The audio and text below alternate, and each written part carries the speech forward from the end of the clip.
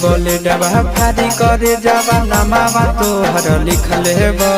मारी बोले डबा फारी करे जावा नामा तोहर लिखल हेबो। चल गे छोड़ी गिद्धेश्वर मंदिरिया मंगिया तोहर टिक देबो। चल गे छोड़ी गिद्धेश्वर मंदिरिया मंगिया तोहर टिक देबो। मारी बोले डबा फारी करे जावा नामा तोहर लिखल हेबो।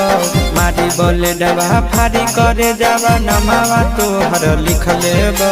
अच्छा लगे छोड़ी गिद्धेश्वर मंदिरिया मंगिया तोहर टिक दे।